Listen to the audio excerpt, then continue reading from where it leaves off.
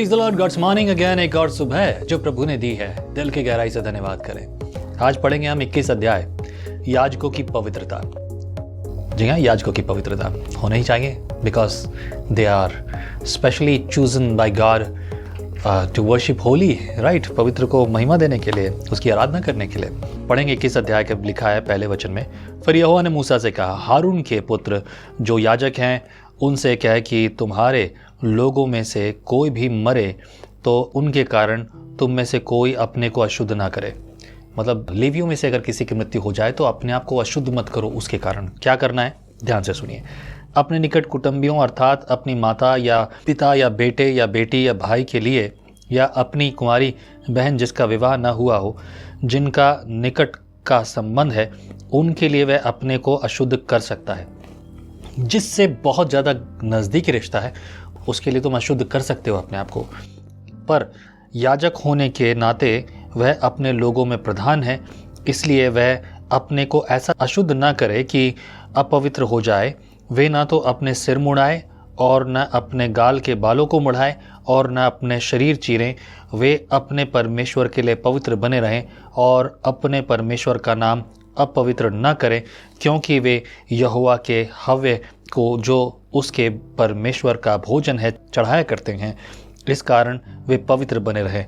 वे वैश्या या भ्रष्टों से विवाह न करें और न त्यागी हुए से विवाह करें, क्योंकि याजक अपने परमेश्वर के लिए पवित्र होता है। इसलिए तू याजक को पवित्र जानना, क्योंकि वह तुम्हारे परमेश्वर का भोजन चढ़ाया करता है, इसलिए वह तेरी दृष्टि में पवित्र ठहरे। क्योंकि मैं यहोवा जो तुमको पवित्र करता हूँ पवित्र हूँ। और यदि याजक की बेटी वैश्या बनकर अपने आप को अपवित्र करे तो वह अपने पिता को अपवित्र ठहराती है, वह आग में जलाई जाए। कठोर बातें हैं लेकिन बहुत सटीक और सुंदर बातें हैं। वैसे ये बातें तो किसी में भी नहीं होनी चाहिए, पर यहाँ पर इन बातों को स्पष्ट कर दिया गया है। नियम देना ज़रूरी थे और इसलिए नियम दिए भी गए।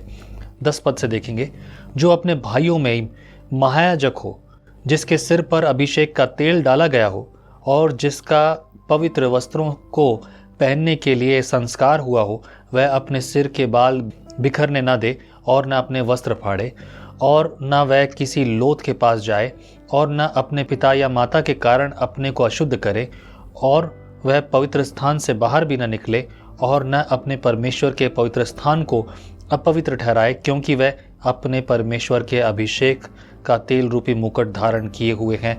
मैं यहोवा हूँ। आमीन। जो अभिषेक किए गए हों याजक होने के लिए, जिनके ऊपर तेल डालकर अभिषेक किया गया हो, वो अपने वस्त्र नहीं फाड़ सकते, वो विलाप नहीं कर सकते, वो यहाँ तक कि मंदिर के बाहर नहीं जा सकते। They have their whole life everything in the temple. बस मंदिर के अंदर ही रहना है उन्हें, सब कुछ उसी के अंदर उनकी ज़िंदगी है, वो बाहर नहीं जा सकते और लाश के नज़दीक तक ना जाएं। और यहाँ तक कि लोगों ने जानवरों की लाश तक के लिए इसको कह दिया। आगे की परिस्थितियाँ अलग हैं, लोगों ने जो किया, लेकिन यहोवा इस प्रकार की शिक्षा देता है। आगे पढ़ूंगा। 12 पद में लिखा है, और वह पवित्र स्थान से बाहर भी न निकले और न अपने परमेश्वर के पवित्र स्थान को अपवित्र ठहराए, क्योंकि वह अपने परमेश्वर के अभिषेक का तेल रूपी मुकुट धारण किए हुए है। मैं यहोवा हूँ। और वह कुंवारी स्त्री से ही विवाह करे, जो विधवा या त्यागी हुई या भ्रष्ट या वैश्या हो, ऐसी किसी से विवाह न करे। वह अपने ही लोगों के बीच में कि किसी कुंवारी कन्या से विवाह करे, और वह अपनी संतान को अपने लोगों में अपवित्र न करे, क्योंकि मैं उसका पवित्र करने वाला यहोवा हूँ। केवल याजक ही नहीं, उसकी संतान भी पवित्र ठहरे। फिर यहोवा ने मूसा से कहा, हारून से कहा कि तेरे वंश की पीढ़ी पीढ़ी में जिस किसी के कोई भी दोष हो, वह अपने परमेश्वर का भोजन चढ़ाने के लिए समीप न आए। कोई क्यों ना हो जिसमें दोष हो, वह समीप न आए, चाहे वह अंधा हो, चाहे लंगड़ा, चाहे नकचपटा हो, चाहे उसके कुछ अधिक अंग हो, या उसके पांव या हाथ टूटा हो, या वह कुबड़ा या बौना हो, या उसकी आंखों में दोष हो, या उस पुरुष की चराई या खुजली हो, या जिसके अंड चिपके हों। हारून याजक के वंश में से जिस किसी के कोई भी दोष हो, वह यहोवा के हव्य चढ़ाने के लिए समीप न आए।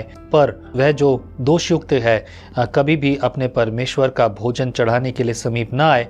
वह अपने परमेश्वर के पवित्र और परम पवित्र दोनों प्रकार के भोजन को खाए, परंतु उसके दोष के कारण वह ना तो बीच वाले पर्दे के भीतर आए और न वेदी के समीप, जिससे ऐसा न हो कि वह मेरे पवित्र स्थानों को अपवित्र करे, क्योंकि मैं उसका पवित्र करने वाला यहोवा हूँ। इसलिए मूसा ने हारून और उसके पुत्रों को तथा सब इजराइलियों को ये बातें कह सुनाई।